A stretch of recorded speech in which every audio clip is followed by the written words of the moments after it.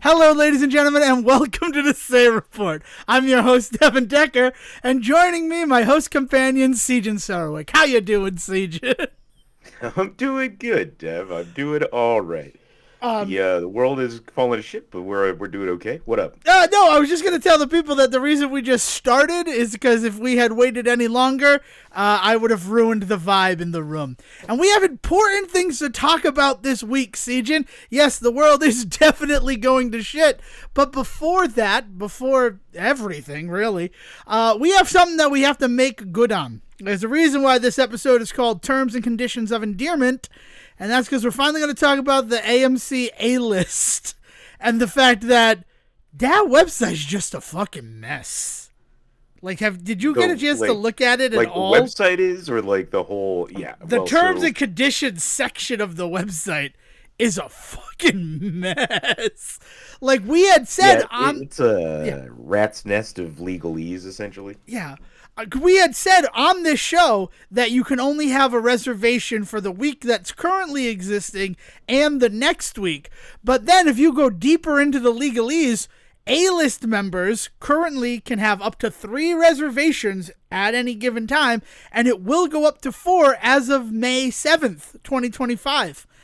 And it does not seem as if there is any sort of limit to how many times you can see the same movie. I know, I dug through it all last night.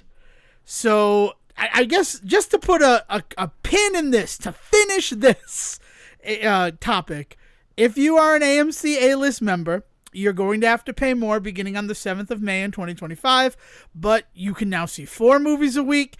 And if you wanted to, and I don't know why you would, you could see Captain America Brave New World 4 times. Probably not, because it's not going to be in theaters at the time that happens. You could see Thunderbolts Asterisk 4 times in the same week, assuming you have no other reservations for movies that are coming up later on in the year.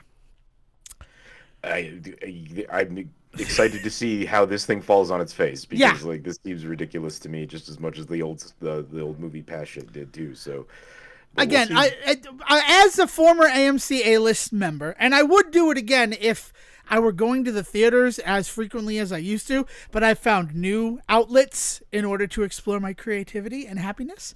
But when I was a member, the way that they make money is the fact that most people, because they are not paying for the movie ticket, and they're only really paying like $30 to see all of their movies for the month, they are much more like willing and eager to buy snack food from the concession stand.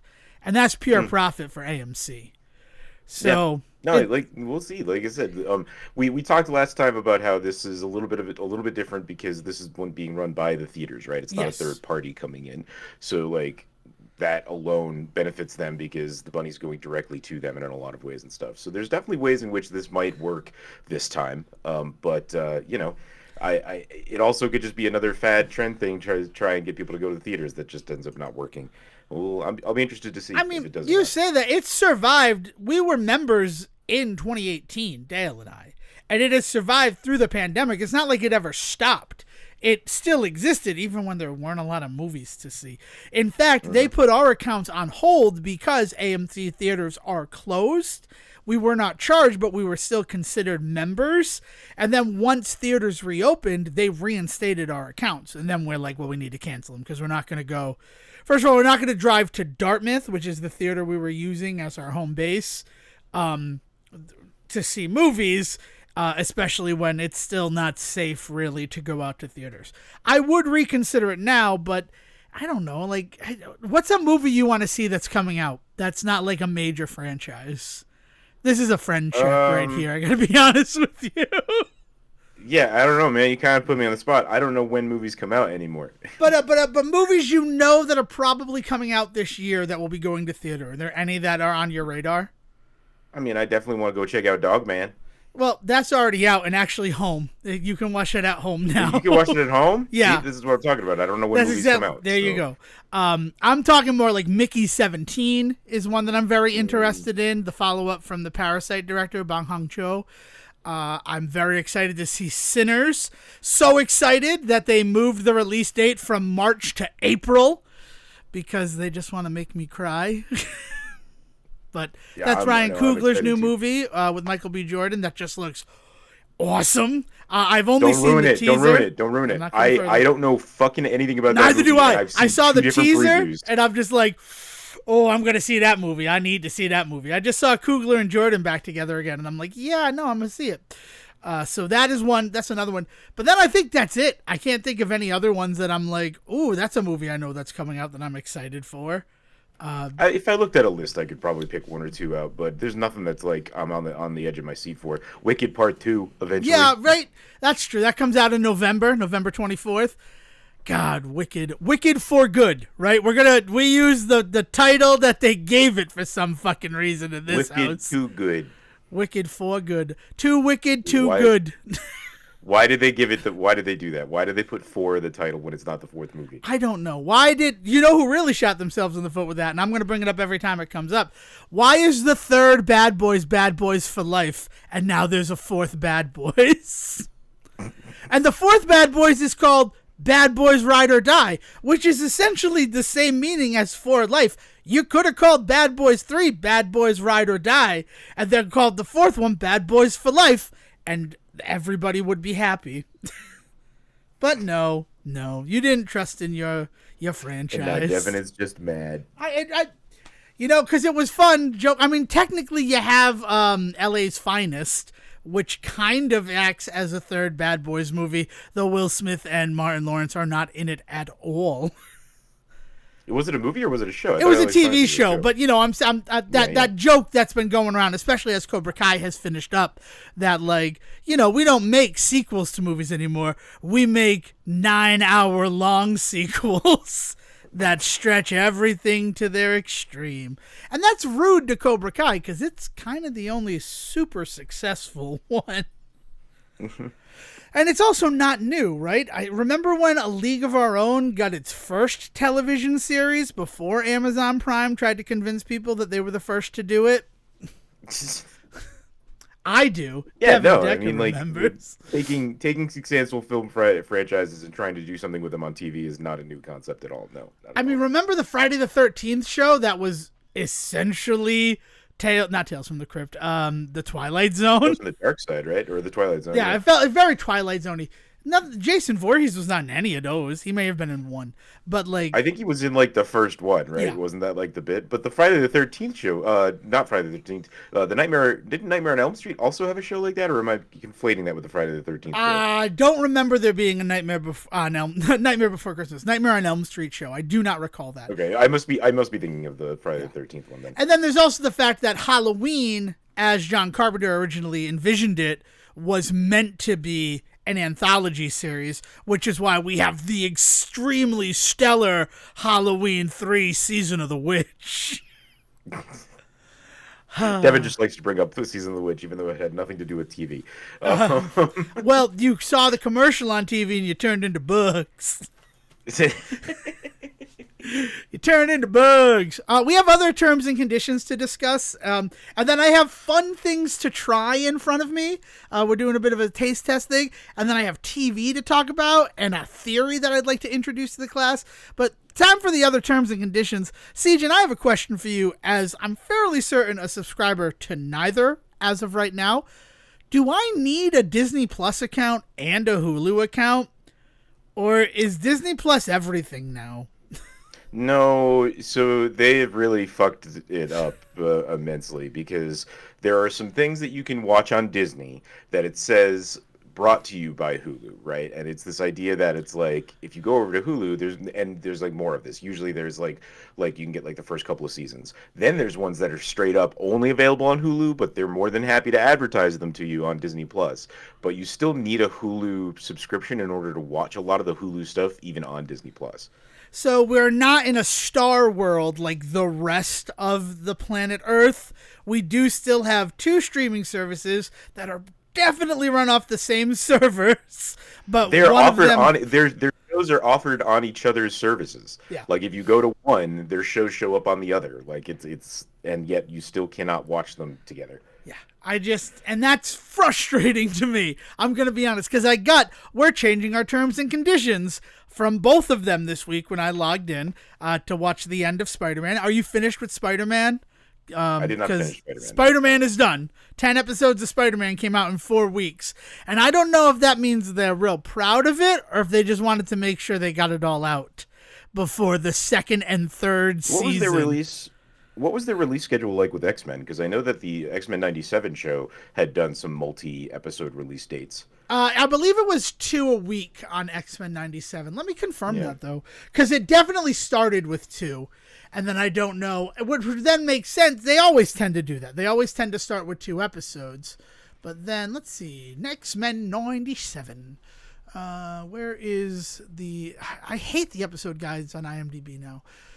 March 20th. Nope. So it was only the first 2 episodes, To Me, My X-Men and Mutant Liberation Begins, that dropped on March 20th of 2024.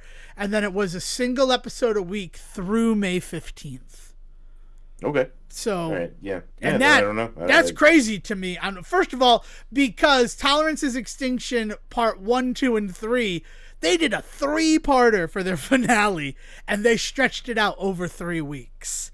Where Spider-Man, Your Friendly Neighborhood Spider-Man, dropped 2, dropped 3, dropped another 3, and then dropped 2. And they called it the 2-episode season finale, but it's not like those 2 episodes fed into each other. It was just 2 episodes that were available, and it's the season finale. Which is, I don't know, I'm not sure. Because we're not getting new X-Men 97 until, though... I mean, on IMDb, it says that it's got 3 seasons, but they lost the showrunner for good reasons. Seems like you can't be in charge of an X-Men thing without kind of having something in your closet that's scary. Yeah, they don't have a release date for season 2 at all, so who knows? Yeah. But that's a good question. It's a very good question of X-Men 97, one that they were, I think, a little bit more hyped about than Your Friendly Neighborhood Spider-Man. I think they wanted to get it out there because I said I'd put a pin in it. I'm pulling the pin right now. This is made directly to compete with Spider-Verse in a way that we have not seen before in the Disney television Spider-Man series. Probably because Spider-Verse didn't exist, but they're not just existing in their own world. They are very much trying to be like, hey, and spoilers, because you haven't seen it, Sejohn, they've already announced and shown animated version of Gwen Stacy and Ghost Spider, aka Spider-Gwen.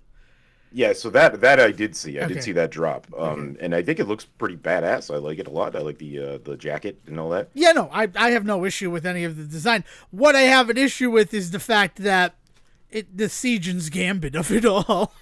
Because, Gwen Stacy is going to be introduced in season 2 of Your Friendly Neighborhood Spider-Man. If she's Ghost Spider, before the 8th episode, assuming another 10-episode season, I will eat a Spider-Gwen themed frozen yogurt from one of those. Remember on that show, just to get into it a little bit, remember, there's already some changes going on with the idea that Uncle Ben was already gone before Peter even got his powers. He's not going to the normal high school that he was usually at. He's going to the nicer high school.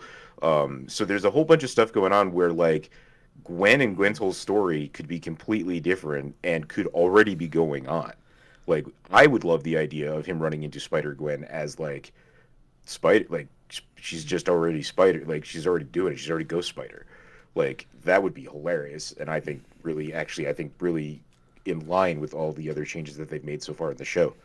Yeah, I'm not sure. I will say this, and I will not ruin it for you. I'm not done with it. The finale pissed me off.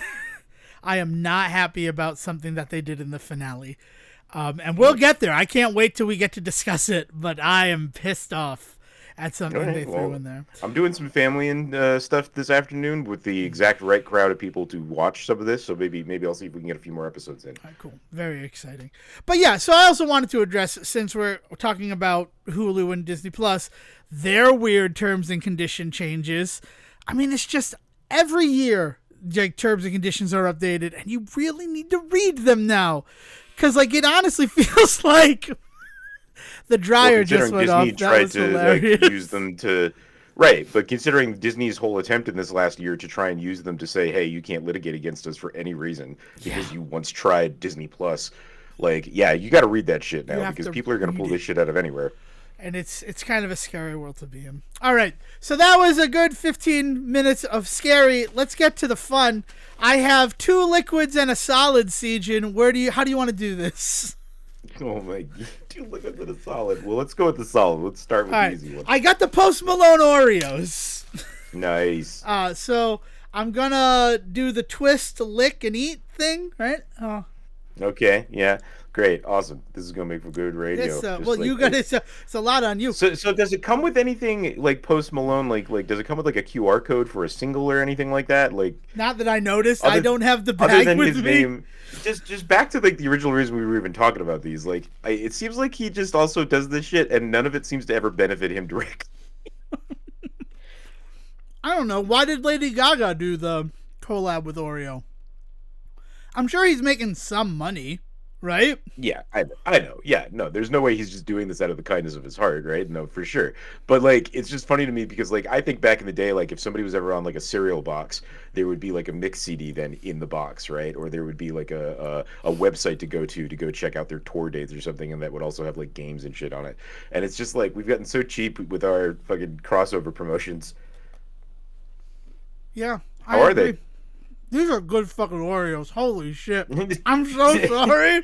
I was so down on them. This might be the best Oreo I've ever eaten. I mean, that was what the whole article was saying, was that they were fucking badass. It is so good. I'm going to save the other ones I brought down here, because otherwise you're just going to hear me chomping the whole episode. Before we go to the liquids, how do you feel about flavored air? How do you feel about the scam that I feel is Fume? Do you have any thoughts on that? Do you mean like the thing where you're drinking water but you sniff the thing and so you think you're drinking something with flavor to it? No, so that's definitely another thing. Fume, a lot of YouTubers are now sponsored by Fume. And it is essentially a vape pen, but instead of having a battery or flavor oil or anything that you put in like a flavor pouch, and then you just essentially drink air through a straw that then becomes somehow flavored by that pouch. Well, this is an evolutionary step along the way in as far as YouTube advertising goes, because this has actually been really popular in like adult YouTube, like things like drinking alcohol, like food-based YouTube, a lot of that sort of stuff. A lot of the more alt guys, like alternative like YouTubers out there doing things like whiskey channels and things like that, and have been sponsored by things like this for years, because it was a way for them to talk about smoking without talking about smoking, right? And that was really like where I first encountered this stuff. So there's a lot of like whiskey YouTubers and weed YouTubers and things like that that will be sponsored by these kinds of things, and have been for a long time. And they've always approached it as a healthier alternative to the actual act of smoking, like vapes. And I don't know, it's a weird game that you play in that regard, because like at the end of the day, makes sense to me that like, yeah, you're just sucking in air that just has like flavorant in it, but what the fuck's in the flavorant now? Is that just as bad? Yeah, it's I don't know. I mean, it's just so strange to me, and mostly because I'm seeing on like, I watch like animation channels, like things that like, we're gonna focus on this animation from before, the first adult animated cartoon, and it was Spicy City, you know, that HBO show that came out like 6 months before the first episode of South Park, which I have seen episodes of Spicy City. I do not know how. I've definitely seen the first episode of Spicy City. And I'd be interested. Dr. Katz and shit was before that, too. Yeah, Dr. Katz was, But that, I don't know. I mean, Space Ghost Coast to Coast was clearly aimed at an adult audience. I was not supposed to be staying up to midnight to watch Space Ghost Coast to Coast. Or at the very least, you weren't the one the jokes were being made for. Right. Like, who gives a shit if it was made for you or not? At the end of the day, like, those jokes were not funny unless you grew up with Hanna-Barbera, like, in your bloodstream, right? Yes. Which I'm lucky enough to have done that. Like, there's a reason why I wanted to keep watching that first time I finally saw an episode. But I just, You're right. Like, it's such a weird thing to say that, like, the first adult animated cartoon. But I guess what they really are saying there is with, like, adult themes and adult language. Like, Yeah, Spicy I was gonna City say has a like bunch of naked women in it. And South right. Park was like, oh, it's funny because it's third graders saying fuck. It worked clearly. It did It work. makes you It giggle clearly now. worked. I'll agree with that. I don't know. But yeah, so it's like these animation channels that I've been watching forever, and they're like, we're sponsored by Fume. And I'm like, that's just weird. We are not sponsored by Fume. We don't have sponsors at the Say Well, Report. and that starts to feel kind of insidious to me because now we're getting into the category of this is something that a kid could be ostensibly consuming, Right. right? Like there's not a barrier here now that says that this is not family friendly at this point. Um, I mean, like, yes, it was talking about adult animation, but like at the end of the day, it's not all. We know how bad the YouTube children's algorithm is at showing shit to kids that they shouldn't see. So it's not a long, journey to get from animated shit to this video that you're talking about. And now suddenly my kid is seeing a video about Fume, and that sucks. Yeah. And then like they're like, I want it, and it's not. Like, how do you argue that? How do you argue against the kid where like, I just want the flavored air that I saw the guy on YouTube taking, Dad? Like, because it's Yeah, not like smoking, it's not vaping, weird. it is. Yeah, it's this weird realm where like out here in Utah, you need to have an ID in order to buy 0% beer. I don't know why. Couldn't really get into it, but like it's this idea that like because it stimulates actual drinking, because one of the better arguments that I heard, at least for why they check you at the store, is just because kids can switch out real beer into the fake beer and then just buy the fake beer then if we didn't stop them. But at that point, like you still let them buy it anyway. Anyway, That's that's this something I like would have never even considered. I'm thinking but here. this idea that like we're pitching this shit to kids that is technically safe for them, but at the end of the day, it is also simulating a pretty shitty habit. Yeah. And it just, and on another level, it feels like such a scam. The idea of like flavored air. Like, I remember O2 bars, right? Let's talk about the fact that Malcolm and Eddie, one of my favorite shows, the third season, the 50/50 Club is turned into an oxygen bar. And Hmm. animated Spider-Man, Daniel Barnes, is like the token white guy in the show. It all connects, people. I somehow make it work. And like we had oxygen bars, but an oxygen bar, as ridiculous as it sounds, you were paying to inhale pure oxygen. I Like, mean, you got to remember, those are still big out here because I live in ski country. yeah, up I don't doubt up that for a second. in There are higher, some in Rhode right, Island. up in higher Like, atmospheres, right? Like the oxygen bar thing was overblown. The amount of people that were like, "Oh yeah, I go to the oxygen bars because that makes me feel 10 years younger" or some shit. Like that was nonsense. But like people that legitimately need to have a place where they can go and get like good air, like that, it is actually like an interesting business in that regard. Like there is a definite market for it, but there's also no harm in them pitching it to a wider market, and so they do, and it's really weird and gross. right. But at the end of the day, you are actually getting something. Flavored air, I know that you're getting that flavor pouch.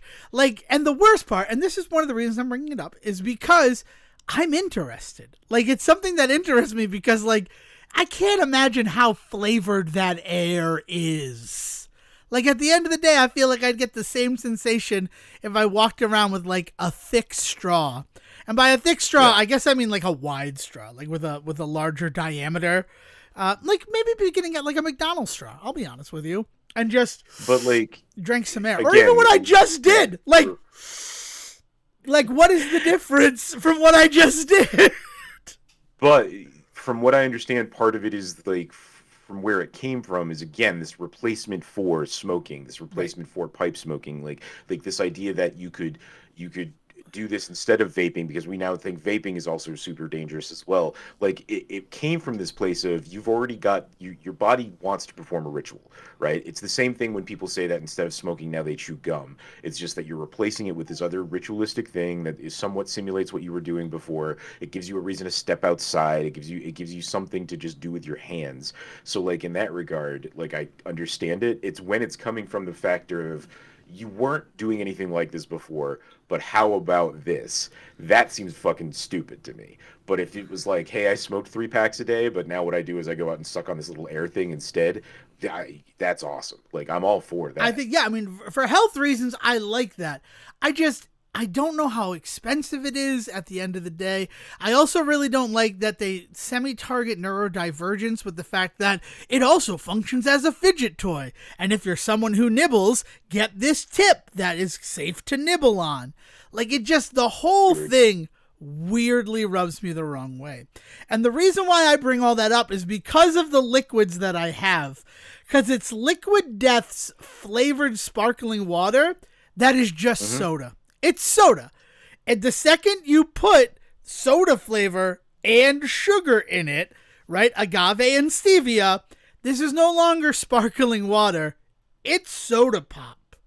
Like, I don't know how to tell. Like, pretty lightly flavored soda pop, if that's the case. Oh, though. I mean, have you tried it? Have you tried the Killer Cola? Oh, yeah. Like that? So, no, I haven't tried the Killer Cola. I've tried the lemon lime one that they did, and they did a fruit punch one. Oh, okay. Like, I mean, those are like regular seltzer flavors, right? But I guess that's what I'm saying. A good point. Yeah. Were those? Now I need to look that up. Do you remember the names of those before I open this up? Because I'm one curious. Was like the berry. Well, there's the iced tea one that was like the Dead Billionaire one, right? Yes. Or whatever they called it. They called it Armless Palmer, but then they were sued and had to change it to Dead Billionaire. So they changed it to Dead Billionaire. So soda-flavored sparkling water, grapefruit, but I imagine that's like probably grapefruit flavored, right? Cherry Obituary, Dr. Death. Like, it doesn't say. I didn't know about these soda flavored ones though. I'm interested. Soda flavored sparkling water. So, I mean, I've been having some, like, Do Good and Gather, the Target brand. They do a cherry vanilla sparkling seltzer and a cherry cola sparkling seltzer, and they have caffeine in them, but they're 0 calories. They don't have any sugar in them. It is natural flavors that are in them, and they're pretty good. So I saw these on the shelf, and I'm very interested in them. And I guess the reason why we talked about Fume and stuff is that Liquid Death is a huge sponsor of podcasts. Again, the Say Report is presented to you sponsor-free so that we can say things like anus without fear of repercussions. Really weirded me out when they bleeped out the word anus in a Euro Trip quote this week on regular terrestrial radio. But so I'm going to open up this Killer Cola and see how it tastes. This has been in the refrigerator for 4 hours, so it is chilled. Fill it, Sejohn. Yeah, fill it. A Eurotrip quote? In what world are you that they played a Eurotrip quote, but then also felt the need to censor said Eurotrip quote? Right. It's I'll talk about it. Local references, local work. 92 Pro FM. They still do screen tests, despite the fact that Giovanni is no longer there. It used to be Giovanni and Kim who are no longer there, but after flailing ratings after Giovanni left, they brought Kim back after publicly firing her. Man, local radio drama, huh? So it's a bunch of fun. Yeah, so it was the quote, and first of all, like, this is a deleted scene from Eurotrip. Not a deleted scene from Eurotrip. Definitely plays over the credits. It's when they get to the hostel in Amsterdam. And she's like, you can protect your valuables by hiding them in your anus. No. You can protect your valuables by hiding them in your... This will deter some, but not all thieves. Well, that almost feels intentionally, like, overdone so that people can insert something worse. Right. Like, that just... But, like, I said it. I'm like, oh, she's going to say hide stuff in their anus. And then they bleeped it. And I'm like... The quote is anus, though, right? Like, you're just trying to be, I don't know.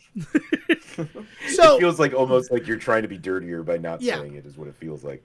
I got to tell you, this Killer Cola is not bad. I really enjoyed it. And then I also have the root beer Wraith, which, like, you know, root beer is essentially just brewed roots anyway. Then you add sugar and carbonation. One of those interesting ones, like, have you tried any of the probiotic sodas, like Poppy or Olipop or any of those? Like, Olipop, as much as I, like, was excited to try their Mountain Dew alternative, Olipop just tastes like grass to me. Like, it tastes like plants. But then, like, their root beer is really good because that's all it is. Using as a sweetener, I think, has a weird aftertaste to it. What is it? I think it's whatever Olipop is using as a sweetener has a weird aftertaste to it. Yeah. I mean, I'm not sure. I don't understand. But yeah, so soda-flavored sparkling water. It's here. I'm going to open up this root beer one, too. This has also been chilling for 4 hours. Oh, God. Oh, no. I'm so sorry. This is the one that I'm worried is you're going to take you. I mean, it's good. The Killer Cola was better. I don't think I'll ever buy these again.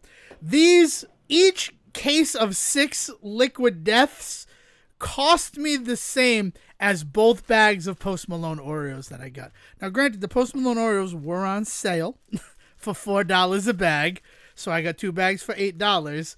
But each Liquid Death, 6 cans, was $8. Yeah, no, they're pricey. Yeah. Yeah, but I wanted to try it because it does interest me. It interests me, the idea of it being soda-flavored sparkling water. And yes, 90% less sugar than top sodas, 2 grams of sugar, 10 calories, no artificial sweeteners and all that. But, like, at what point does your soda-flavored sparkling water become soda? I remember... I mean, I bet there are actual legal answers to that question. Well, I guess that's what I'm curious about. Because I just remember that old joke from Ahmed Barucha. You know, we went to college with that guy. He's been on Comedy Central. Where, like, oh, this juice is really watery. Oh, it's vitamin water. Oh, okay, it's delicious. Like, these just taste like sodas. Like, what differentiates this from a diet soda? Which would have 0 calories as well because it's using an artificial sweetener. Mm-hmm. I'm just curious. At what point is it not that? Yeah. And the way I justified buying them was to say I'm going to talk about them on the show and, you know, mock all those people who are like, yeah, Liquid Death, it sponsors our podcast because Liquid Death is for badass dudes. And it's just like, man, how badass of a dude do you have to pretend you're not in order to feel like the water you're drinking? I don't know. I'm saying controversial things now. Again, Say Report. We're not sponsored by any of these things. And, yeah. What do you got, Siege? What are you bringing to the table this week for the Say Report?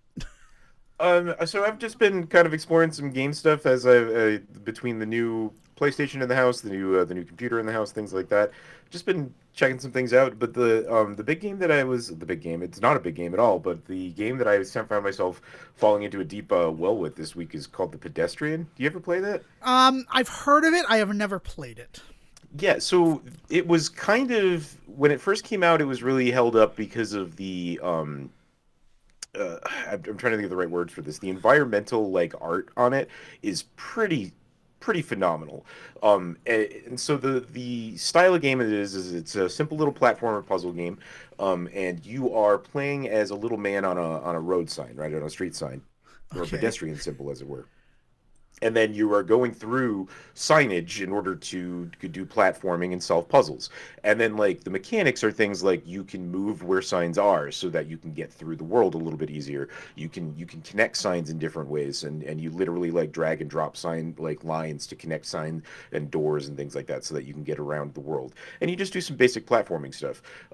But it gets super heady, super quick. There's all these different ways that you can get around. There's ladders, there's doors, there's portals, there's holes, there's all sorts of things that you can be using to move around. Plus, on top of that, like I said, you can start to move signs around, and they really play with the idea that you have to move signs into, like, particular orders and things like that. But what's happening the whole time is that you're going through these street signs and these various, like, warning signs and things around buildings and stuff. And so the scenes, like the visuals, are that the camera is, like, moving through the city, like, to the different various signs, or moving through the warehouse to the various signs, whatever the level is. And, like, that's where, like, the real art comes in, is that these look like very photorealistic environments. At least they are trying clearly to be very photorealistic environments with then these signs in them where the animated stuff is happening, and it's just got a very cool style to it. So I think that's why it had gotten kind of popular when it first came out a couple of years ago. But on top of that, it's also just got some pretty solid puzzle mechanics. Like, it's a pretty awesome little game. But it's up on the PlayStation Plus. I don't know if we've talked about the fact on here that I'm doing, like, the major Plus subscription. Yeah, we've talked about that because we discussed the difference between, I believe you're a premium user. It's PlayStation Plus Premium. That is. Yeah. But it's Elite anywhere where you don't have the game library. Right. So it's the same thing. There's two top tiers, but it depends on regionally where you're located. So yeah, so I've just been playing through a lot of like free stuff recently, just that's trying very different cool. things out. Yeah, but that's the big one that I spent a lot of my time on this week. Excellent. I last episode half finished Fury because I was very close to finishing Guns of Fury. Prior to recording, this is not the reason I had to push the start time today, Sejohn. Let's show them behind the curtain just a little bit. I will talk about why I had to delay because I'm excited about it. I'm very excited. But I did get all the achievements in Guns of Fury before this happened. And I want to highlight the company that made the game, Gelato Games, because it's just two brothers, and then they have somebody who does the music for them. And they have hired a company for localization. But it's just two brothers who are at Gelato Games. I want to say their names, but like one of them's Christopher, and I think the other one is Left Tetris. Like, they're cool names. That's a cool name. Nice. Let me get this up so that I have it. I thought I had it in where it was. Gelato Games. Who's the guys? Tell me the guys. Leaf Erickson. John and Lefteris Christodelatos are the two brothers who are responsible for these games. They have a iOS and Switch game called Goblin Sword that I'm interested in, but I don't really want to be playing stuff on my Switch yet. I'm going to be honest with you. I have entered that room, though I do still have to do Mario and Luigi Brothership, which got a patch this week. So maybe it'll be a less miserable experience, but who knows. But I do want to highlight these guys at Gelato Games because I got to the point where I had like 99.6% of the map complete. And there was a room, and I'm like, the first time I entered this room, there was very clearly a barrel to blow up on the other side of these rocks. And now I've re-entered this room, and that barrel is missing. But, like, I could be wrong, right? But that's how Metroidvanias work, right? And Guns of Fury, we talked about it last week, it is Metal Slug meets the Metroidvania. Much to the chagrin of many players online. I was loving this Metal Slug game until it turned into a Metroidvania. A lot of complaints about the game. I do not feel this way. This right now currently is my game of 2025. I have beaten it 5 times, and I'm loving it. I'm loving everything about it. I love the weapon selection. I mean, could some things happen to make it better? Yes. Quick swapping the weapons that are needed for traversal would be a godsend. But again, 2 people made this game. So I looked to see if I could find this room in someone else's content from this game, and eventually found that, yes, there is that barrel and explosives that I thought I saw the first time I was in there. So I took a photo of it, circled it, and I'm going to just read my tweet, whatever. Good evening. After watching videos online, confirmed a glitch in my game. When I first entered this room, the circled item was there, but it is now missing. Is this intentional, or have I missed out on 100% map completion? P.S. Loving the game so far. So I sent that to them on February 17th, February 18th. If you're playing on Steam, oh yeah, yeah. They got right back to me and like, a patch should be live that corrects this issue. Sorry for that. And they detailed it in patch notes. They actually gave patch notes detailing that there's an error in this one room where if you blow up the stuff, but you don't stay to see the rocks explode, then the rocks will just stay there. And that's apparently what I did. But I want to be like, they fixed the game when I communicated with them. A studio of 2 people fixed a glitch in the game. And that's really nice when I consider that, like, Teenage Mutant Ninja Turtles Splintered Fate, that's still broken. And I think about how that game is still broken, and the fact that it was released for like a year on Apple Arcade and was not fixed. And then it was on Switch for like 7 months before it came to Steam, and it was not fixed. And then the fix didn't happen until Casey Jones came around, and even then, adding Casey Jones broke the game again in a different, new, fun, and exciting way. So the fact that I contacted them on Twitter, went to Twitter at Gelato Games and said, hey, I think I found a glitch in your game, and they fixed that glitch, that is great customer service. And I want to highlight good them on on them that. for doing that. It sucks because I know that there's reasons why not every studio can be like that, especially the smaller ones. But when one can, like, it's really awesome to see them come out like that. That's an awesome little like interaction with them too. It would really make me a fan for life, I gotta tell you. Yeah, no, I'm probably gonna play and even then, like I mentioned, I think now I gotta just go through New Game Plus. There has a New Game Plus mode that is like a good New Game Plus. You bring over everything except the traversal weapons, so you do still have to do that part of the game. But then they also were like, I'm like, oh man, I'll have to get proximity mines on my other way through, because proximity mines, you eventually get a thing that allows you to pick up any mines you find in the world, which is a brilliant mechanic. I like that mechanic, that like former enemy, like it's like Pokemon, but for bombs. Yay. But every time you destroy a proximity bomb, it's gone, right? Because usually they're like little obstacles, you can destroy them. And I'm like, so I'll get that through New Game Plus. And they're like, no, there's one room where we do have them respawning. And they like pointed me in the direction of where that was. So it was like a really, really, yes, they have me for life. Because I 100% the game. And I got all the various, there's 5 different endings in it. I mean, for a $14.99 game on Steam and Nintendo Switch, those are the 2 systems it's on right now, I highly recommend this. And on Steam, it's on sale for like $12 till the 27th. So I am going to give them some free advertising here on the show, because I was in love with it last week. I completely was a slave to the game last week. And then I got to a point where I'm like, I should be able to do this, and I don't know why I can't do this. I'm frustrated. And nobody's talking about it online. Apparently everybody else did this fine. So I'm going to the source, and the source actually corrected the issue and got back to me.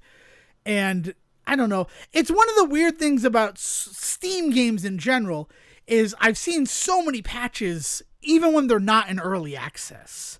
Like a game will release... Tears of Astalon. I always talk about Tears of Astalon, where that game released. It had a release like date. This is a full release. This is not early access. This is the full game. Enjoy it. And by like 6 patches in the weekend, they had completely changed the map of the game. And that was insane to me. It was insane to me for 2 reasons. One, because I bought it on Switch, I bought it on Steam and PlayStation, because I wanted to experience the differences between the 2 of them. But then also the fact that the Steam version had a different map, and because of PlayStation, how long it takes to get patches approved, it was still on the day 1 map. Like that's insane to me, that type of stuff.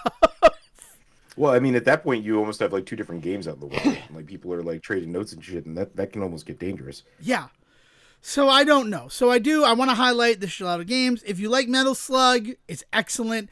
If you like Metroidvanias, a lot of people, there's an entitlement. We talked a couple of weeks ago about how fans don't make things better. There's this weird entitlement that I am seeing with this game where they're like, we need more fast travel locations. It's like, what are you talking about? What an insane thing to say to a developer that like, there's not enough fast travel in your backtracking game. You shouldn't be able to fast travel to like every room. You should have to explore again, right? Like they don't have to give you fast travel at all. Super Metroid doesn't have fast travel. Right? Well, and especially because the idea being you don't know what you've missed. Like, because there's a lot of, if these games are doing it right, if these Metroidvanias are doing it right, you are seeing evidence that you need new traversal abilities, but you aren't necessarily seeing every space you can use them. Places should unlock, like the meta of the game should be that, okay, I know I need this double jump in order to get up to this particular platform that I've gone through by a couple of times that I can't quite get to yet. You get the double jump, and on your way back to it, you find 3 other places you can also use the double jump. Is like, that's the point. That is the game loop of Metroidvanias. To ask for fast travel just to fast travel back and forth to these areas kind of can ruin it. Like, I think there's a balance. I think having some fast travel capability so that you can do some things like experimenting is important, but so much fast travel that you then don't end up exploring the whole world ruins the whole point of the game. I agree. I mean, the fact that there's fast travel is nice, especially because once you get to a certain point in the game, fast travel also equals a save point. So, like, if I just fast travel to this place, I know there's a save point literally on the other side of the door, and it's a safe way to save my game. So, like, they did it as balanced as I think you can in a game where you're adding fast travel. I think about, like, the Spider-Man game on PlayStation 4 and the fact that, oh, I'm going to do all of these first. These are I'm going to do these missions first, like, just for the heck of it. Like, I'm just like, oh, they presented these missions. They're not that hard. Let's do all these missions. And then as that turned out, that allowed me to fast travel basically anywhere in the city. And I'm like, so now I'm not gonna want a web swing, and I've taken something away from myself in this game by prioritizing the fast travel locations. I kind of did that same thing in Breath of the Wild, where I'm like, oh, I'm gonna go unlock the towers first, and then those become fast travel locations. So, okay, I didn't do that in Tears of the Kingdom because I didn't want to take that away from me the way I did in the past. I will say, like, especially on like later runs of Breath of the Wild, I think it's much better balanced than some other examples because, like, as much as you can fast travel to those 12 various locations, although Tears of the Kingdom it's even there's even like more, 30 something or even, but like you still need to then do some traversing from them to somewhere, right? You're at the top of a giant ass tower, so you might need to like hover, you might need to do something like that, but it definitely is kind of like, for me, part of my journey with that game was as I unlocked more of the story, I unlocked more of the map. But that is in that particular instance, I feel like it's much more of like a taste thing. Like it's up to you if you want this, because you can play it this way if you want, but you don't have to. Whereas, like, what you're talking about with the Metroidvania of it all, like, literally the genre dictates that exploratory nature. Like, what you're asking for would be so the antithesis of what this game is trying to do, and that is where the entitlement feels gross. It's when they're demanding something that is so antithetical to what the piece is trying to be. It's just like, how dare you? Yeah, it's very, and people saying that it's too hard and things like that. Like, I don't understand that. Like, the complaint about this game is too difficult. Where, like, well, you don't have to play. Like, I hate that argument, but, like, if you're not having fun with a game, you just don't play it anymore, right? Like, that's how you should approach that. I don't know. Maybe I'm the entitled one, because I don't know. I think there's something to be said about people feeling this, like, right to be engaged with every piece of media, and it's like, no, not necessarily. Like, you there literally is too much to consume for one person to consume in their whole life. So there are going to be things you just don't, and this can be one of them. You can put this on that list. If you're not enjoying your time with this, that's fine. But the fact that then you feel like nobody else should be allowed to, like, no. Go away. Shoo. If I were going to make a complaint, and I'm not going to make this complaint, it's two dudes who made this game. And the fact that it is as robust and enjoyable and just fucking playable as it is out of the gate. Like, honestly, my thing, there's no reason that the error that I had should have happened, right? If you set off a bomb, you're going to usually wait to see the explosion. I just didn't realize I had set off the bomb. So I'm like, well, I got to come back here because it's a Metroidvania. Eventually, I'll have whatever I need to blow that up. Not knowing that whatever I had done in that room had already set it off, but I didn't watch the animation of the rocks getting destroyed. That's where the problem lied. Right. Like, that whole thing, like, that, like, I wish this game had co-op. I've played semi-Metroidvanias that do have co-op. What's it? The Grim Guardians, now Gal Guardians game, is like you get co-op while you're exploring that castle, and that's really awesome because there's so much Metal Slug in the veins of this particular game. If they could figure out a way to incorporate co-op, that would be gorgeous. But, like, save that for the next game. Let Guns of Fury stay in the form that it is. There's already so much game there. I mean, to get 100% like collection rate, you eventually get an item called the metal detector, and I literally combed every inch of the map to find the hidden stuff because it's how I had to do it. And I like that. That's what I want in a Metroidvania game. I want to know the game better than I know, like I know real places in the world. That's how they're built, right? And I mean, I know the argument, like, because a lot of people are saying, like, well, you don't have fast travel in Super Metroid. There's a reason that I mentioned that. And they're like, yeah, but games have aged, right? So you could do it. And it's like, just be happy you have fast travel at all. Like that, like, they don't need to do that because the exploration is the point of the game, as Sejohn just said. Yeah, it just becomes like really gross when you're just like, I'd love your game if it wasn't your game, and it's just like, thanks, man. Yeah, like, no. I love it, and I am telling everybody, if it's a style of game that you like, it is worth checking out because it's robust. I mean, there's so many guns in it that all sort of like mirror a gun from Metal Slug. Like there's a gun that's the way the shotgun works in Metal Slug. I want to play Metal Slug is what I have to say. And it, I love this one. So that's what I've spent a lot of my week on, is just playing this game and making sure I could do absolutely everything before I'm sitting in this chair. And also, I looked up the Pedestrian. Shouldn't have done that. That looks like a lot of fun, but I have other games that I bought alongside Guns of Fury. And there's some other ones that are on sale right now that those are probably going to get my time first. I know for a fact that tomorrow, after my dental appointment, I am putting in some time on the new Snow Brothers game. Because I love the Snow Brothers, and I weirded out that their new game is 3D. But, you know, it's cheap right now. You might even get it for free as a Plus Premium member. But it's cheap on PlayStation, and it was cheap on Steam. So I'm finally ready to jump in. Because the last Snow Brothers game I bought, I think I paid like $100 for it because it was a collector's edition. And that was the only way to get it. Which is a really good transition into the fact that, remember Cyber Shadow? I remember Cyber Shadow. It was announced this week that it's finally getting a physical release. All right. Hasn't it been 2 years or something like that? I came out in 21, so yeah, it's been about 2 years, 3, 4. When did Mr. Mayor come out? It made me nostalgic for the pandemic, which is a weird thing and something I never thought I would feel.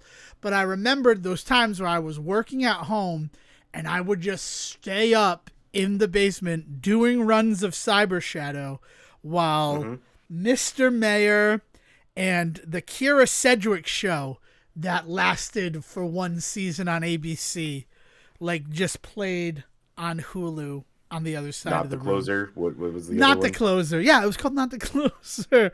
What I just said her name, Kira Sedgwick. I will get the name of it because I liked it a lot. And she's married to that guy that we all love. We're all like 6 degrees from him. I'm just being an asshole. It's Kevin Bacon. She's married to Kevin Bacon. The name of that show was Call Your Mother. So yeah. What happened with Cyber Shadow? So with Cyber Shadow, yeah, so 2021 is when those shows were on. They just announced that, I don't remember the company that's doing it. I have it. It's not Limited Run, right? Because Limited Run, they had their own fun this week with the fact that we went with a different company for our NES games that we recently released, and they will break your system.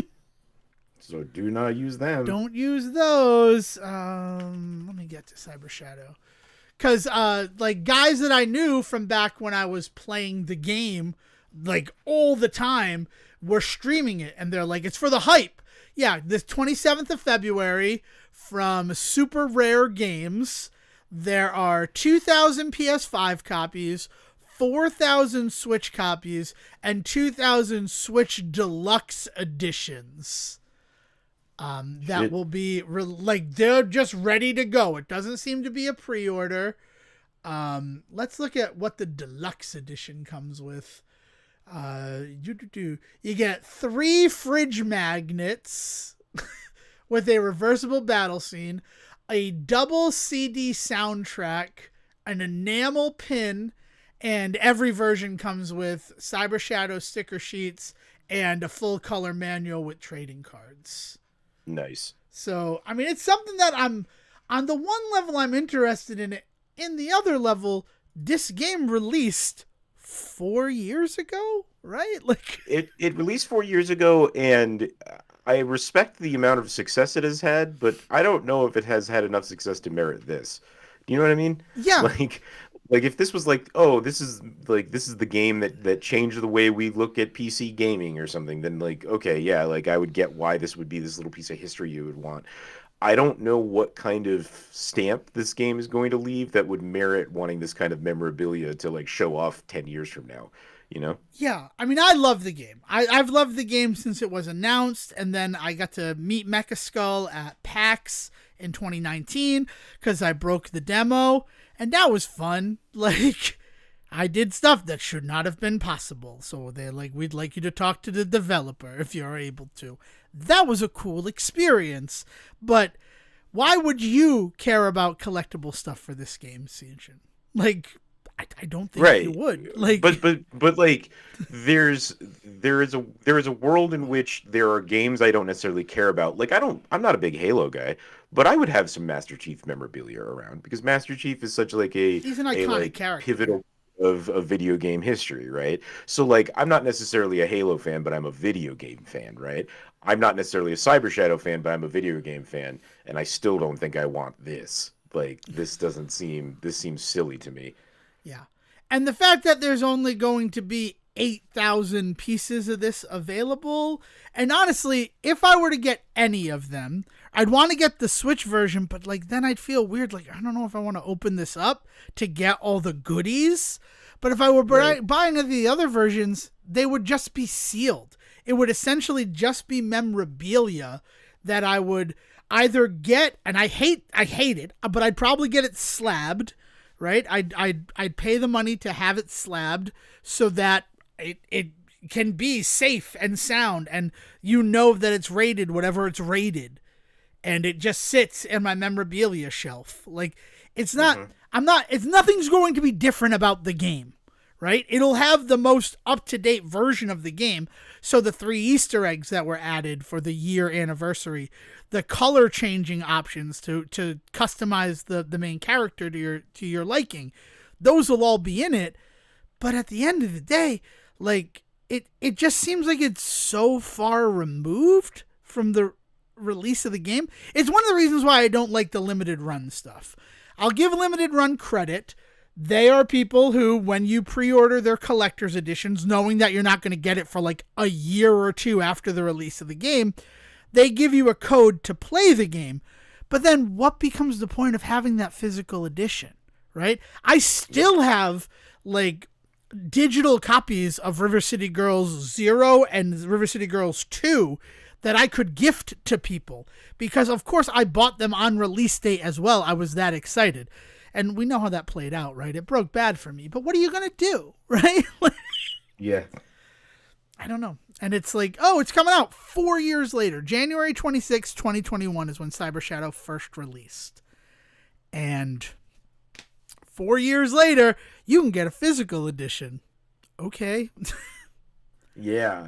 Like I said, if it was the kind of game that really kind of blew minds and like really rocked the world, like I would understand why you'd be riding that wave.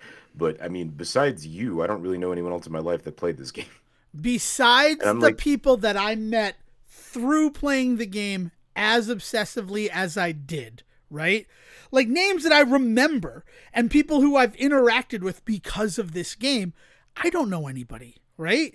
Like Dale didn't even play it because the line for the demo at PAX 2019 was so long that she's like, I'm not waiting in line to play this. And I'm like, well, I've been pretty much excited for it since I beat The Messenger, right? I think The Messenger, in the fact that The Messenger came out before Cyber Shadow, and again, I love Cyber Shadow. This is a game that I love. I would recommend anybody play the game. It is super enjoyable. It's a beautiful story. It's a beautiful world that Mecha Skull was able to create.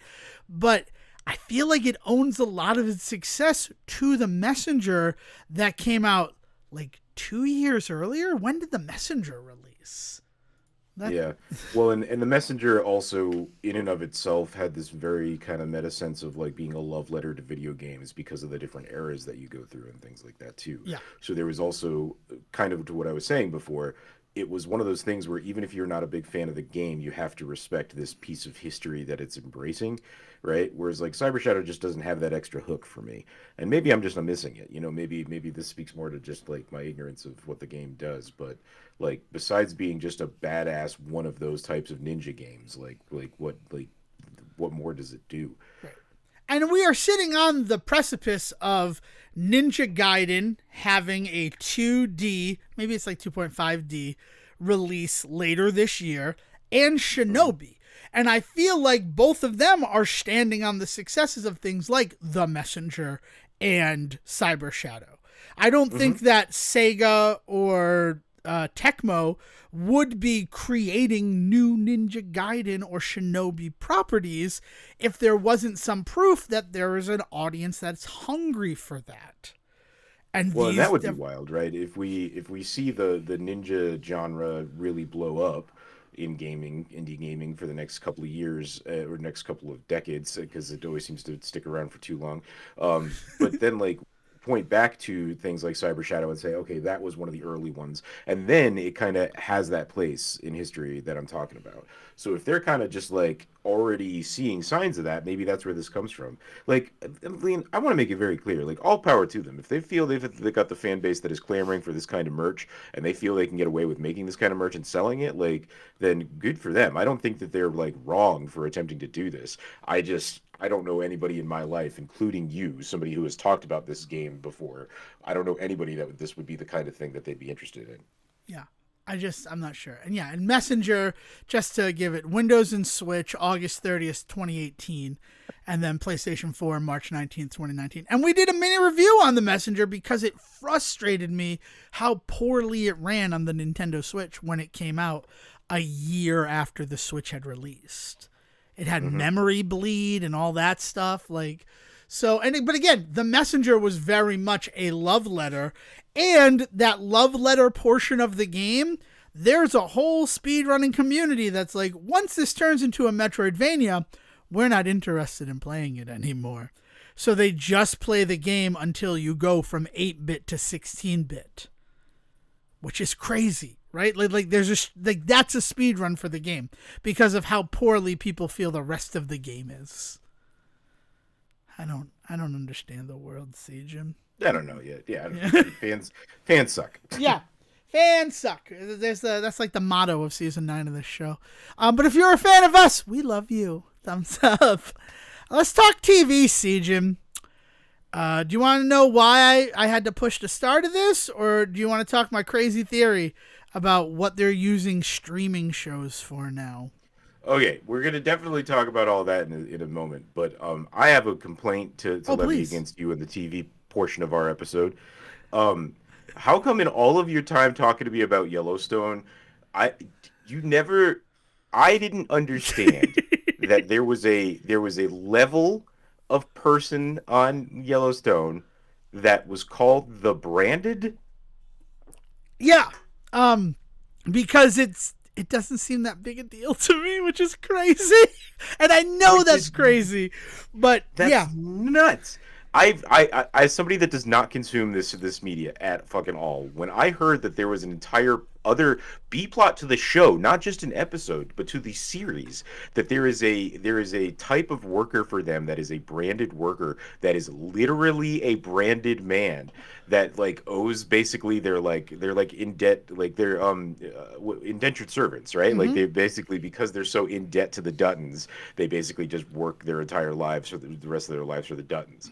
And like the Duttons, from my understanding, like do take care of these people, or like do they treat them like shit? Like this was insane to me. I was like, wait, there was just straight up slavery in this show and that was never brought up to me. So I guess one of the reasons why the brand, first of all, I wouldn't watch this show when it was new. I did not watch Yellowstone when it was new. I came on board for the 3rd season. We got Peacock. Yellowstone was on there. We watched the first episode, and it took 2 or 3 viewings of the first episode before we were ready to move forward. Like, we watched the first episode, like, it's all right, but like, I don't know. Let's try it again. And then we watched the show. And the show is, Yellowstone is the fucking Godfather. I've said it a million times. It is literally just the Godfather. Yeah.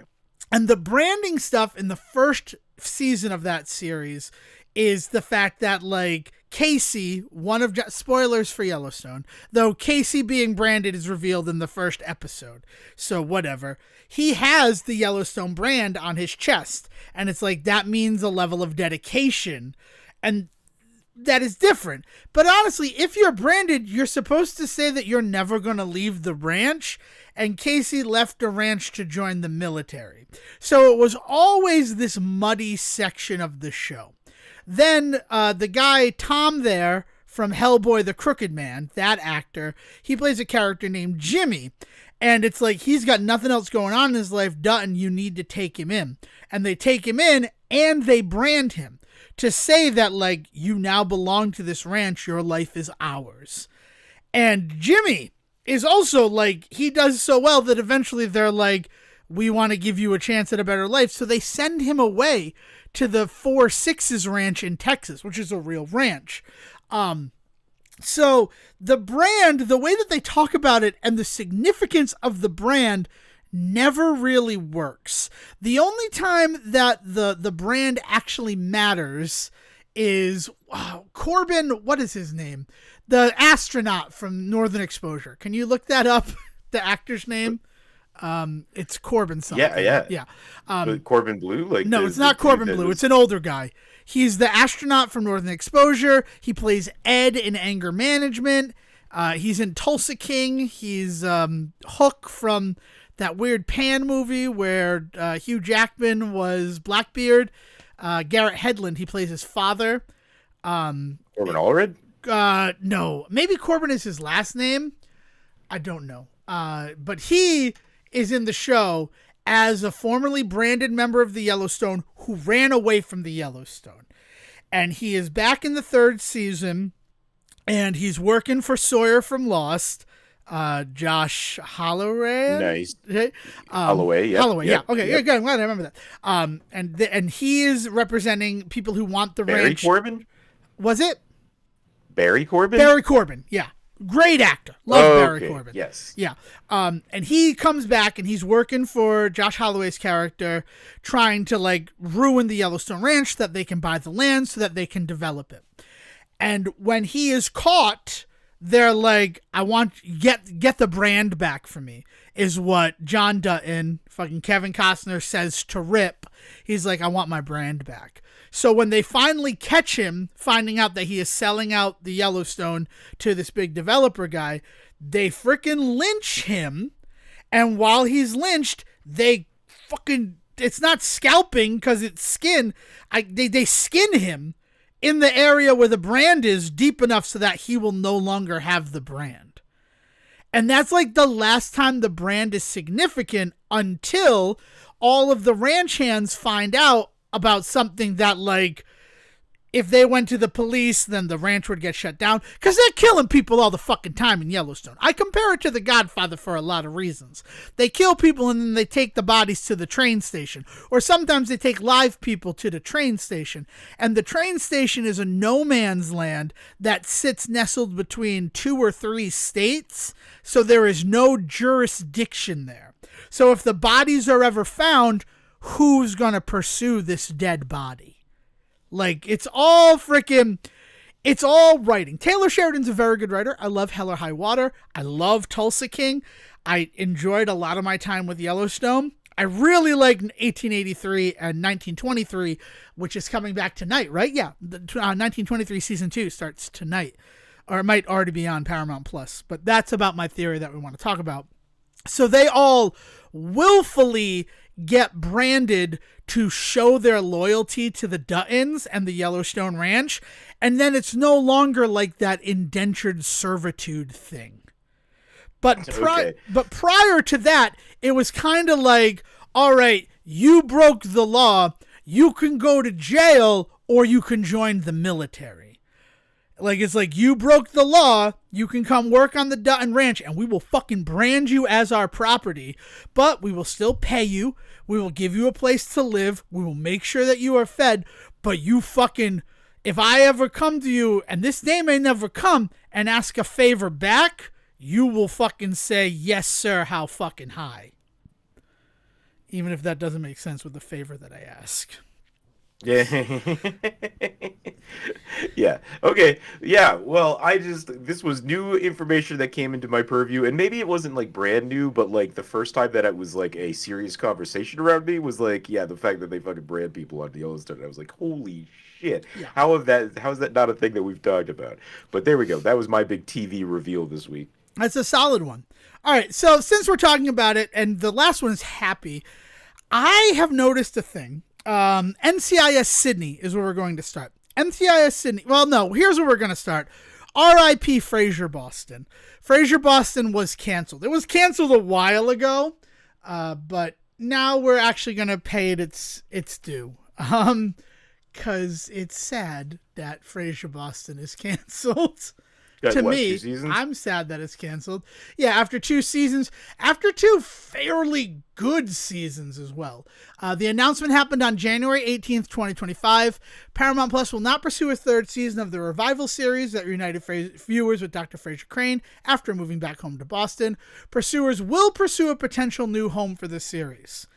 I haven't heard anything about that, and it's been a month. I think that anyone would be fucking stupid not to pick up Frasier, but I also think it's strange that as NCIS Sydney is now just a show that's on CBS on Fridays, and Suits LA, which also premieres tonight, is not going to be a Peacock original like it initially was, but will be on USA Network as well.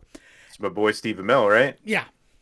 I'm excited for Suits LA. I apologize for all the Suits LA talk that's going to be like a part of this show for probably the next 10 weeks. I'm just saying that from the beginning. They are doing a lot more of these series that were originally streaming originals as just broadcast television. And initially, this is why I wanted you to watch NCIS Sydney. Like, one of the things about them being streaming originals is that they could be more vicious. They could do crazier things. Already in the first 2 episodes of season 2 of NCIS Sydney, there have been violent shootings, like blood splatters onto another character. The second episode, they made you think they killed Sejohn, who's a member of the team. He's an actual NCIS officer. Because NCIS Sydney, it's this weird AFB. It's 2 members from the Australian Federal Police. AFP, sorry.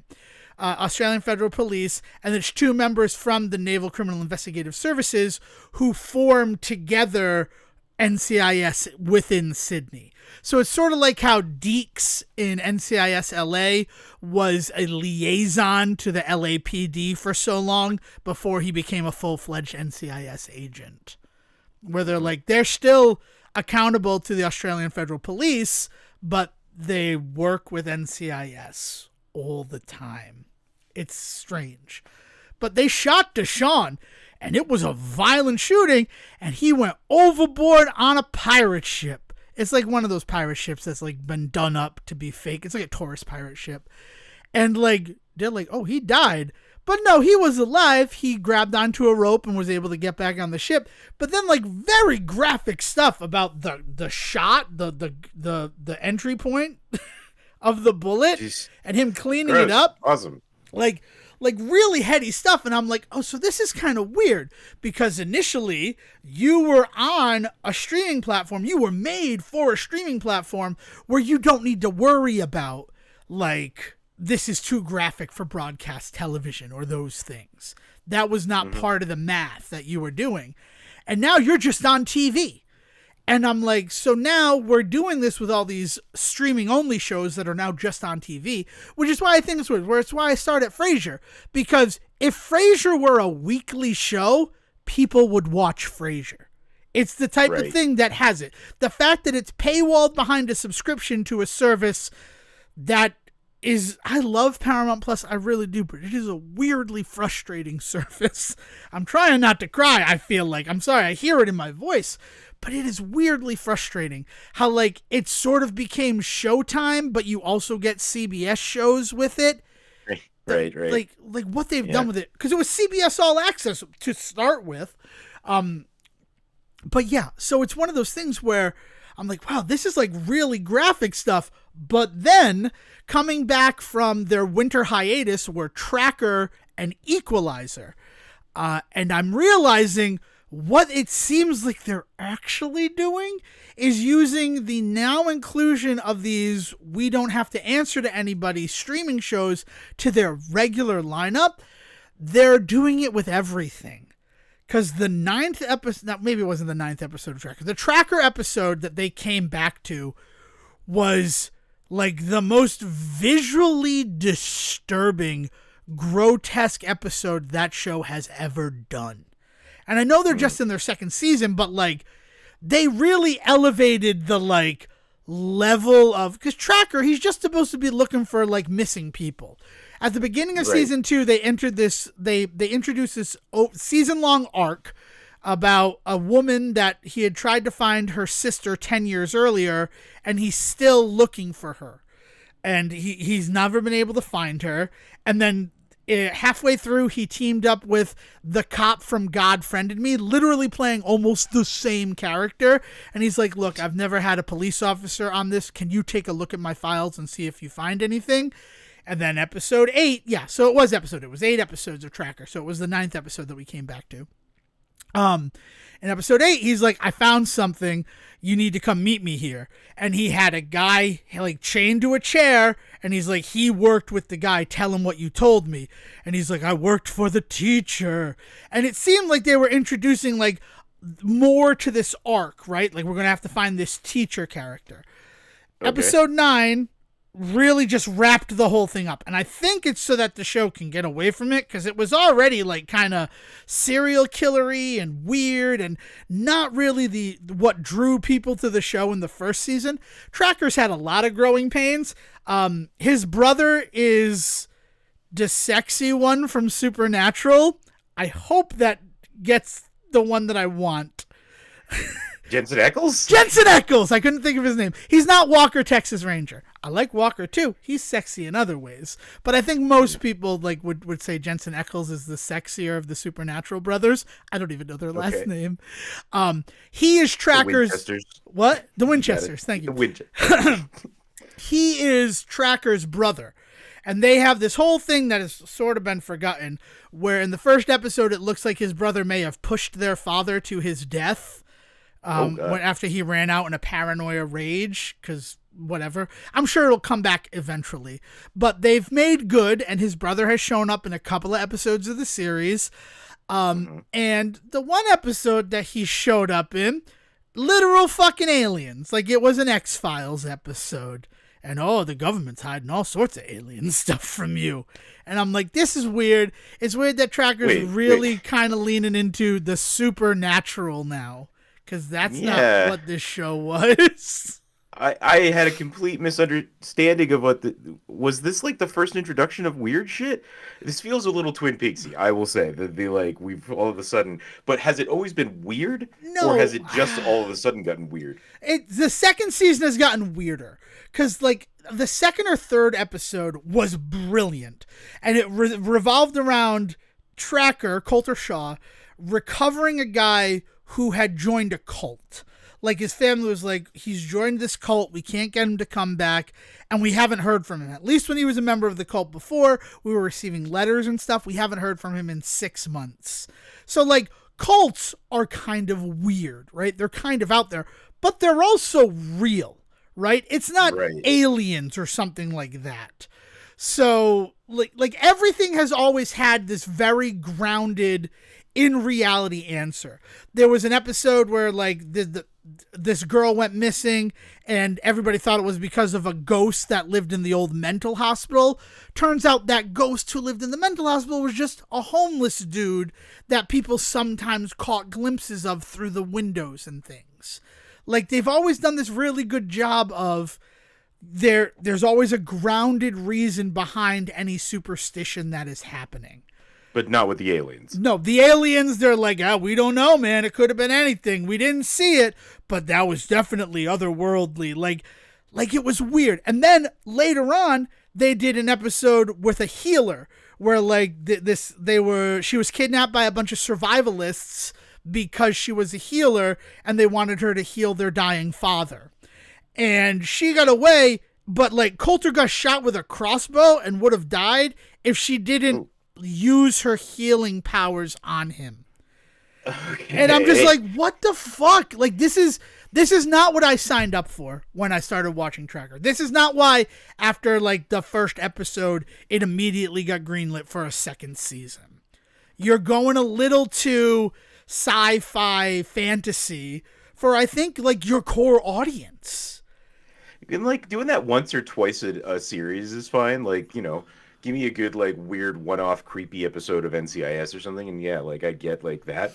But to make that like switch for the whole genre of your show is weird. Yeah, it's been a strange time so far and they've already been approved for a third season. But yeah. Preternatural. Coulter takes a job locating a missing teen with a unique spiritual gift in an inhospitable mining town. And then, when Coulter goes missing during a search for his missing father, Rainey recruits his brother Russell for help. And he is literally abducted by, like, the Men in Black in that episode. So, yeah. A lot of, like... Oh, and then they also did an episode... What's the episode? Noble Rot? No, Bloodlines, right? The episode was about they were taking the athletes for the college that they were giving scholarships and stealing their blood to inject it into the booster club members so that they could like feel more youthful. Like that was the whole episode, the third episode. Like they've gotten to weirder shit. There's precedent for that because there was like that living dude that was like stealing his son's blood. Well, not stealing. That's not fair. Technically, his son was very aware of what he was doing the whole time, but he was like using his son's blood to try and stay young, right? Wasn't that like a thing? Yeah, that was a whole thing. Yes. So like there's like real precedent for it, but you know, it's a show, so it's all knocked up to 11. Like it's even like more insane. Right, but that's different than like Aliens is what That's different from Aliens or like an actual faith healer who can heal. Like they've done some good stuff. Like the Night Movers episodes where like this guy is dead, but really he went to, you know, an off the books group to fake his death and get a new identity because he was a journalist and he was afraid that his life was in danger. Like even that one was based in reality. But the most recent one with the teacher was like the guy, what he did, he used the sex offender registry to find young boys who were called sex offenders. And then he taught them how to like be better sex offenders. And then as he was getting older, so he couldn't capture villains, he used his cadre of sex offender disciples to collect women for him to sexually like assault. It was a fucked up episode of the show. And I'm super happy that it was a self-contained, this season-long arc is over.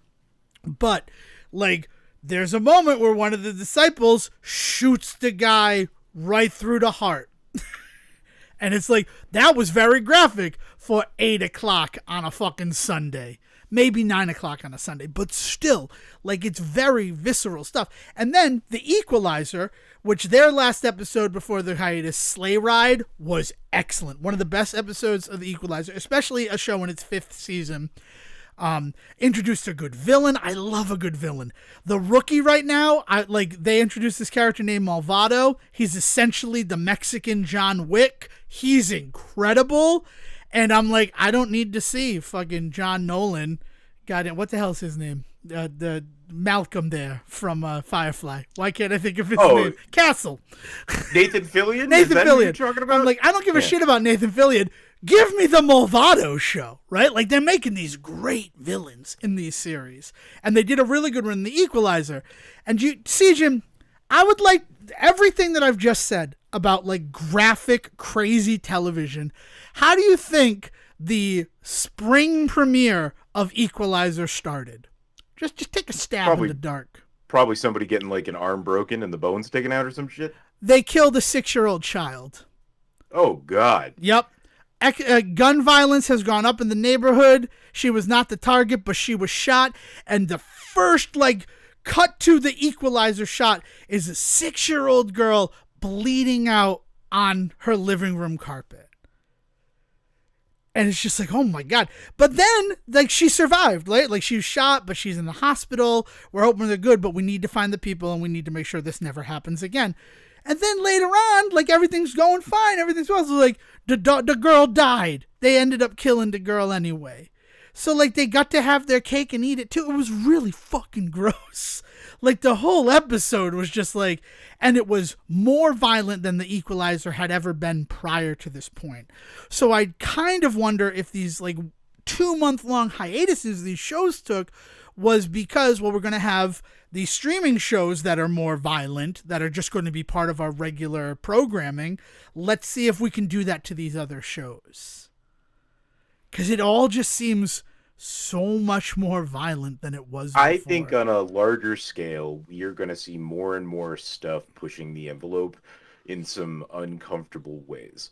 I think there's a lot of stuff that we thought we had sanded the edges off of a lot of things over the last 15 years, and then I think we all kind of found out last year that we were terribly wrong about that, and that's not true. We have not at all.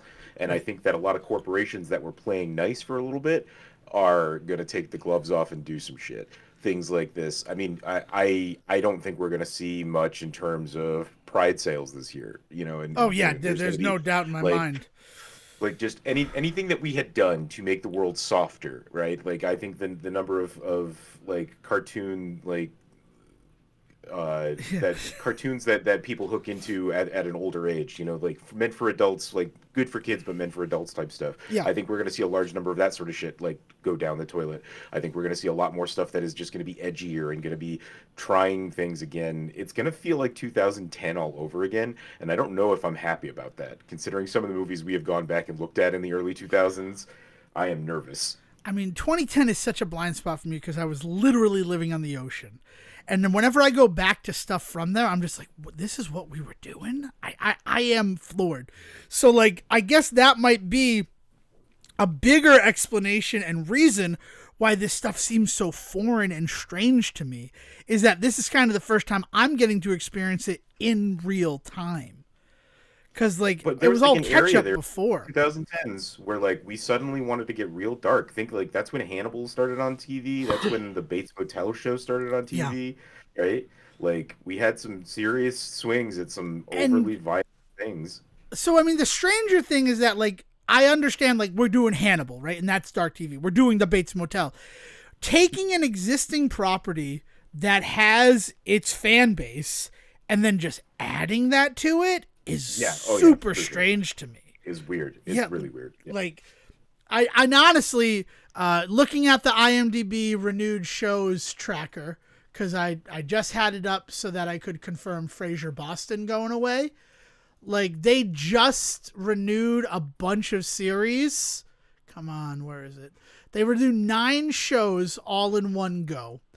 It was Tracker, Elsbeth Ghosts, Fire Country, all 3 NCISs, Georgie and Mandy's First Marriage, and Hollywood Squares.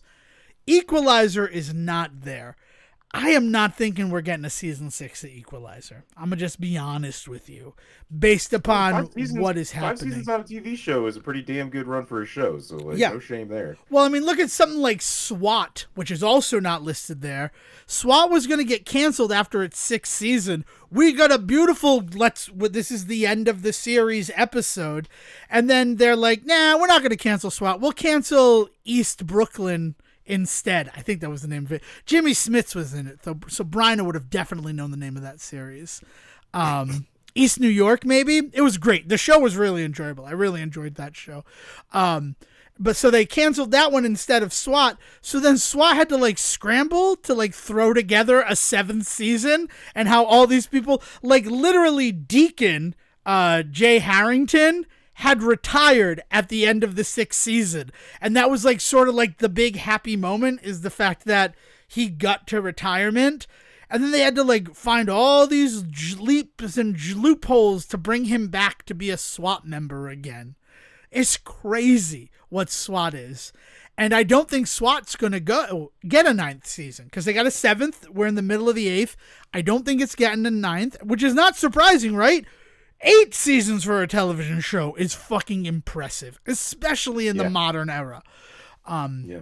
But like looking at the fact that on the 20th of February, massive CBS renewal of 9 series and shows, and it does not include Equalizer, it does not include Papa's House, and it does not include SWAT. I think all 3 of those are probably on the cutting block. And also, now that I said all 3 of those together, those are all shows that are real heavy BIPOC casts. You said what you said about the world. Is Juneteenth still going to be a national holiday, Sejohn? With everything that's been happening. I mean, people have already said be ready for that shit. Like, right. Yeah, this might be the last time that we ever have a Black History Month, that sort of shit. Yeah, but now we're getting into sad talk conversations no. we have no real information about. Let's get to the happiest thing. The reason why we started recording half an hour late. Did you know that there's going to be a 4th season of Shoresy, Sejohn? No, I did not know there was going to be. Honestly, you could have told me there was already 10 seasons of that show, and I would have believed you. Yeah. So the 3rd season ended with This Is the End of Shoresy Part 1, and then they're doing a 4th season. They changed all the stuff. Like I didn't see an announcement, but they changed like the logo of it, and there's a different photo on Hulu. Back to Hulu, by the way. And then I went to like trailers, and there was a season 4 trailer. And I have some connections in Canada, and you might not know this about Shoresy, dear listener, or dear Sejohn. Shoresy airs on a Canadian and Letterkenny, but Letterkenny is over. They ended after their 12th season. But it airs on a Canadian-only streaming app. Habguy, I'm so sorry if I sound like a fucking idiot here. I love you, brother. Called Crave. Crave is the Canadian streaming service, and Crave is where Letterkenny aired first and Shoresy before it comes to America on Hulu. Now, I've watched the first 2 seasons of Shoresy on Hulu, and there were always these weird, like, inserts of black screens. Like, we would be having this conversation, and we would just continue with the conversation as if there wasn't a black screen between us, Sejohn. So for the 3rd season, when I found out about it, I'm like, you know what? I'm going to see if I can I'll sail the high seas, the digital high seas, to find these episodes of Shoresy. And sure enough, I found them, and I found out that the episodes of Shoresy release in Canada a full month before we get the entire season in America. Shoresy is a much better show to watch week to week. And the original Crave versions do not have those weird insert black shots. I don't know, black screens. I don't know if it's for like the Hulu like commercials to go in, but I have ad-free Hulu. Why am I still seeing this? Yeah, that's a weird bit there. Yeah. I wonder if they're getting like a weird like transfer from like Crave or something. I'm not sure where they're getting it. Yeah, so like, and then you get into like the cynical, like, are they giving them shitty versions so that people will then need to go or want to go to Crave to get the better versions in the first place?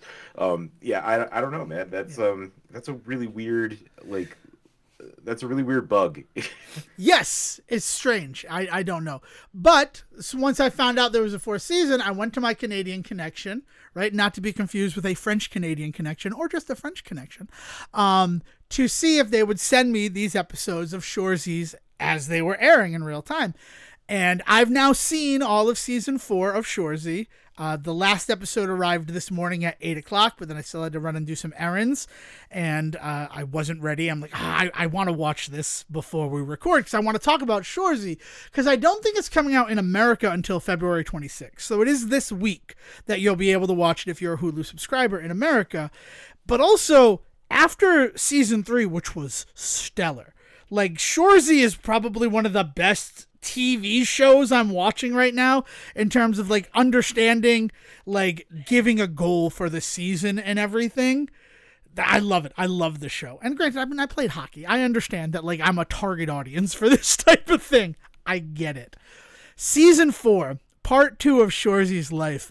First of all, the 2nd episode is one of the best episodes of television I have ever seen in my entire life. But then the other references, Shoresy season 4, watch it. If you've not watched any Shoresy and you have a Hulu subscription, like, now's the time to catch up.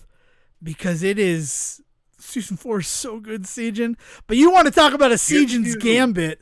Do you have to do much of a deep dive?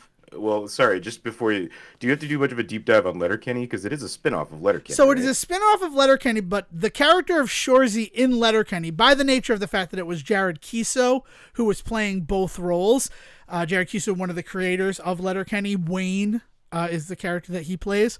You never saw his face, and Shorzy was just kind of an asshole, but it is one of those spin-offs where, kind of like, to talk about it, Frasier Seattle, where if you had never seen Cheers, he's kind of a completely different character from what he was in the show before.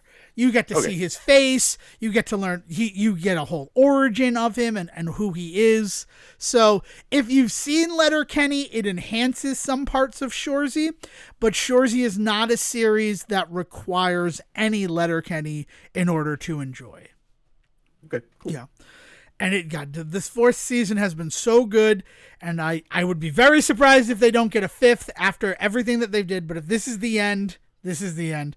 But do not fucking watch the trailer that is available for season 4 of Shorzy, because we talk about the Sejohn's Gambit a lot, which is putting the last sequence of a movie in the trailer for said movie. They do that, like, the wrap-up of the show is the trailer for Shorzy season 4. Oh, God. Like, I'm like, oh, like, on one hand, I'm like, oh, good, they did, like, new content just for this trailer, which is great, because the beauty of this show is being surprised by stuff. And then right before we recorded, I watched the 6th episode of season 4, and I'm like, oh, everything's working well. And then, like, oh, there's just one thing we have to do. And it literally feels like, all right, we're shooting this just for the trailer. But it's the last thing that you're seeing. So it was just a weird moment. But yeah, no, I love Letterkenny, but I mean, it's pretty, and they're both kind of vulgar, but Shorzy, it's a little softer. It shades of Ted Lasso in there, but also like real, I don't know. I just really love it. I just really love Shorzy. And that's the thing I wanted to celebrate at the end of this episode. And that everybody else can enjoy the 4th season of Shorzy as well. And if you are a Letterkenny fan, think about the first season that took place in the winter instead of the summer. And that's sort of what you can expect from the 4th season of Shorzy. And honestly, even if you've not watched any of Shorzy before, I think you could start with the 4th season, because it's very much part 2 of Shorzy's life. That's an interesting move. Yeah. I don't know. I don't know what to do, but it's so good. I'm gushing. I'm gushing. It's very good. Anything else, Sejohn? No, man. I mean, like, I'm excited to see what's going to happen as far as some video game stuff coming in the next couple of weeks, but nothing just yet. I wanted to confirm. Is it confirmed that there's a Pokemon Day Nintendo Direct happening? I haven't seen anything about it, but that'd be the 27th, I believe. Pokemon Presents coming February 27th. It has been confirmed. Yes. So there will be, I had mentioned that there's going to be a Nintendo Direct. It's going to be a Pokemon Presents, which is kind of, sort of that. But learning more about Pokemon could be a window into learning a little bit more about the Switch 2.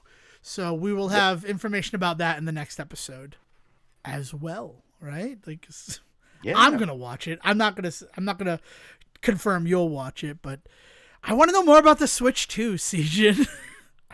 I'm really excited. I'm curious, but I'm trying not to get too caught up in my own theories about it, because then I'll be disappointed if they're not right. Right. That's sort of where I'm at. I'm at this point where, like, I'm excited for the Nintendo Switch 2, but I don't want to hear any conjecture about it. I don't want to, like, get myself too far ahead of myself. I want to temper my expectations, which is an early philosophy of the show, is that, like, you can't be disappointed if you don't build up something to an impossible standard that it will never meet. So one of the reasons why I'm excited for, like, the 2nd of April, when we're getting the full-on Switch 2 Direct from Nintendo, is I want actual answers. Yeah, real actual tangible stuff. Mm-hmm. All right. Well, this has been the Say Report. Thank you so much for joining us. If you want to keep the conversation going, we have a Discord that you would be more than welcome to join. Invitations are currently available wherever we are on social media. So that would be Facebook or X, formerly Twitter. If you go to our profile, there's an invitation right there. Or if you want something a little more personalized, you can send us an email to thesayreport@gmail.com, and we can send you an invitation out that way. Or if you just want to, we could be pen pals. We could be like Civil War soldiers right into their sweeties back home. You could just send correspondence to us. Again, thesayreport@gmail.com. Heroes. What do you... Shh. It has been 17 days since I have seen the face of my beloved. I wonder if I will ever see her again. As these cold winter nights break way for a warmer spring, hope has re-entered my heart. Anywho, you could just send emails to us to thesayreport@gmail.com, and we'll respond to you that way. And if it's for me, Devon Decker, or him, Sejohn Sarwick, just put our name in the subject line. You just have to put the first name, so Devon or Sejohn, and we'll make sure that it is distributed properly so that your words will only go to the Say Reporter you want to read them. With all of that, Will, please bring us home. We'll see you next time. Thank you for listening to the Say Report with your host Devon Decker and Sejohn Sarwick. Please follow the guys on Twitter and Facebook by searching for The Say Report, and you can always subscribe on your podcast channel so this is delivered straight to you and you can enjoy it every week. With apologies to your mother, we'll see you next time.